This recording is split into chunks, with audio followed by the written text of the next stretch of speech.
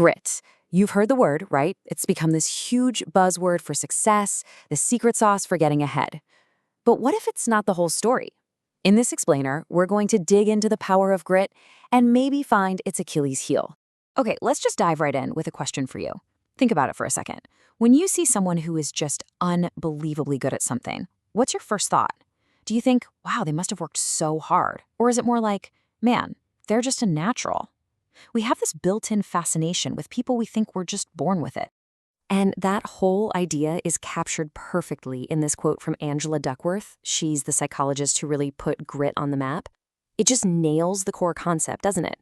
I mean, anyone can get excited to start something new. But the real test, the thing that's truly rare, is sticking with it when it gets boring or frustrating or just plain hard. So, here's the game plan for our journey today. We're going to start by picking apart our cultural obsession with talent. Then we'll get super clear on what grit actually is.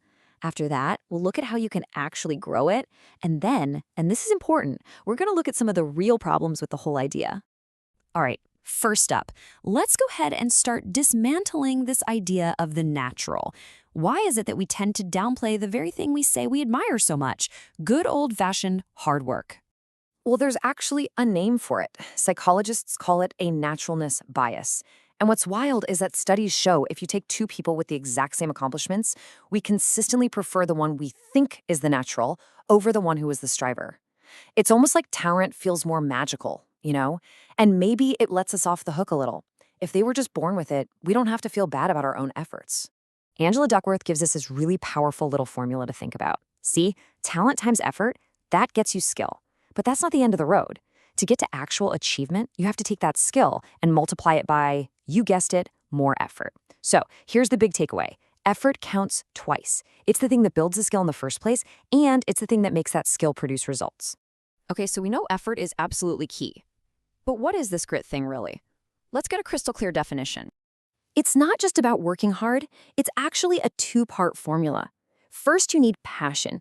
And we're not talking about a fleeting hobby, but a deep, long-term obsession with a single goal.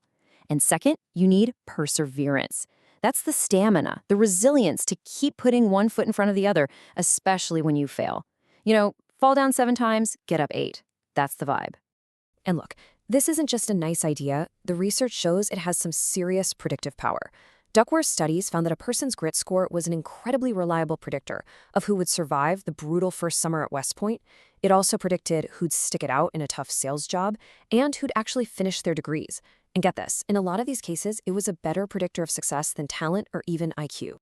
So the big question is, are you just born with grit, or is it something you can actually build? Well, Duckworth argues you can absolutely grow it. So let's get practical and look at the 4 pillars you need to cultivate. First on the list is interest. And you have to forget this whole idea that your one true passion is just going to strike you like a bolt of lightning. This quote really says it all.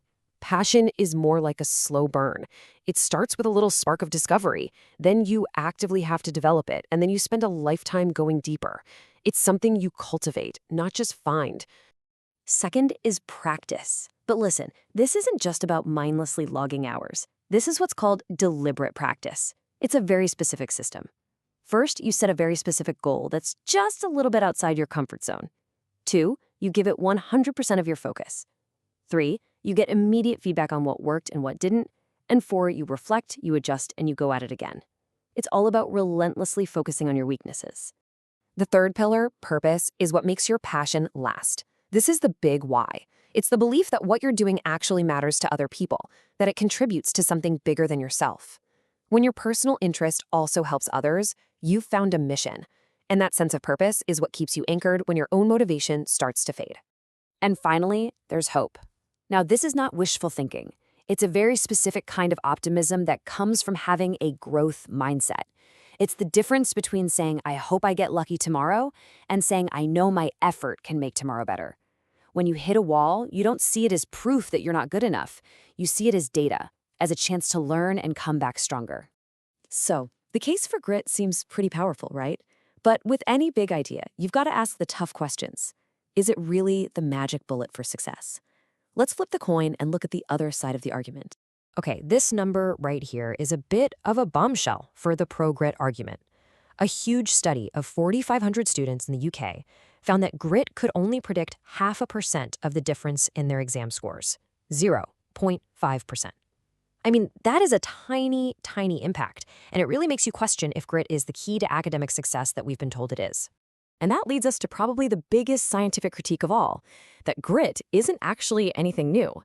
Many psychologists argue it's basically just a rebranding of conscientiousness, a trait from the Big Five personality model that we've known about for decades. In other words, it might just be something we already knew was important, but with a much catchier name. So if grit isn't the whole answer, then what is? Well, here's a really powerful alternative framework, the idea of failing well. The focus here isn't on how long you can stubbornly persist at something, but on how you respond when you inevitably fail. Do you blame the system, or do you take responsibility? Do you treat it as a dead end or as valuable feedback?